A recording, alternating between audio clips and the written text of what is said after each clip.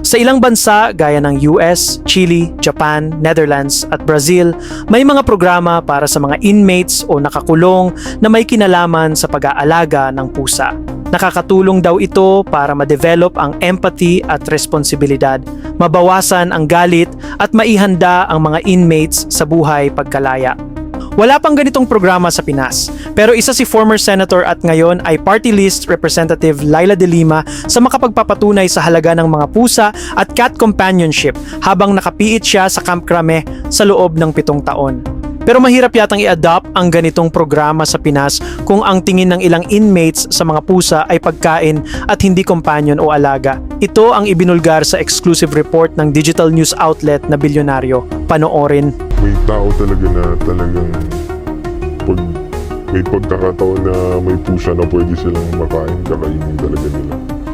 Sa loob ng New Bilibid Prison, may mga inmate umanong kumakain at nagmamaltrato ng mga pusa. Ayon yan kay alias Mark na dating PDL doon sa loob ng 7 taon. Sa likod ng matataas na bakod ng Bilibid, mistulang na pagtitripan umano ang stray cats. Siya raw mismo ang saksi sa matinding kalupitan sa mga pusa, lalo na't may merkado umano sa loob kung saan yun ang kadalasang ino-order ng mga inmate para kainin. Minsan, mga Chinese o Inchik ang nag-order, pero mas marami pa raw ang mga Pinoy na kumakain ito. Tinanggalan ng ulo, tinanggalan ng balat, laman loob, tapos Ginawa nila doon sa mga ganito kinain ng ng bumili sa kanila. Bali order yun. Nandun na, nakikita mo sa plastic, sa transparent na yun yung pusa. Wala ng yung dulo ng mga binti, wala ng balat, wala ng laman loob, o wala ng ulo. At dahil lumulobo raw ang populasyon ng mga pusa sa loob ng Bilibid, minsay nauutusan ng mga personnel na paalisin sila roon. Sasako nila yung pusa. Buhay, papasako yung pusa tapos kakarga. Iwan ko kung saan nila dadalhin. Baka yung pound meal. Katunayan, ang alaga ng kasamahan niyang si alias Ben na napamahal na rin sa mga pusa, naging biktima ng pagmamaltrato umano ng personnel. Yung nangyari pa, yung dumampot sa pusa niya, medyo salbahe pa. Ngayon nabali-bali yung pero nabuhay pa. Bali-bali na yung hips ng pusa. May mga programa raw na sinubukang ipatupad para sa castration at vaccination ng mga pusa. Pero ayon kay alias Mark, madalas itong natitigil dahil sa gulo o karahasan. Bago makalabas nitong Nobyembre, nangako raw siya kay alias Ben na tutulungan niya mga pusa. Nagpasaklolo agad siya sa NGO na SPAR Philippines para ma-rescue ang mga ito. Sa tagal ng dagok nila sa New Bilibid Prison, ang mga alagang pusa na lang daw ang tanging pinagkukunan nila ng lambing sa bilangguan. Nasa sobrang hirap sa loob. Sobrang kahit na sabihin mo kumpleto ka sa loob, pero at the end of the day, nasa loob ka pa rin. Limitado yung galaw mo. Hindi mo kasama yung pamilya mo. Bilang pagtanaw din ng utang na loob, sinama ni alias Mark ang isa niyang alagang pusa paglabas ng Bilibid. Sinamahan niya ako for 7 years sa loob. Sa lahat ng klaseng sitwasyon ko sa loob, nandyan yung pusa ko. Tapos, nung lumaki, parang selfish naman ako na iiwan ko siya.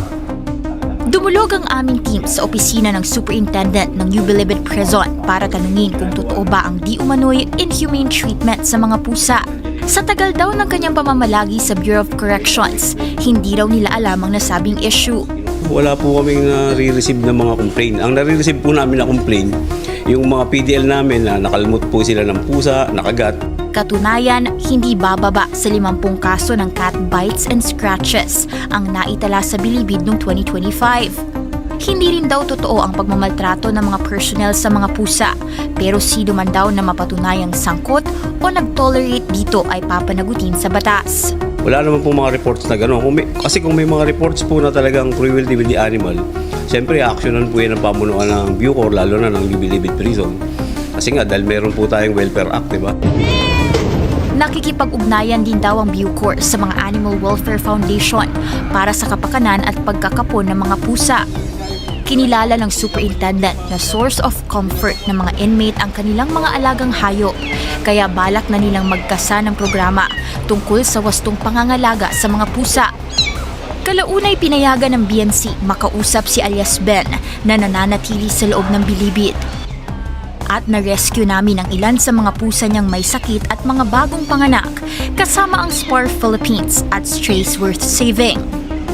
Mangiyak-ngiyak siyang umaming mamimiss niya ang mga ito.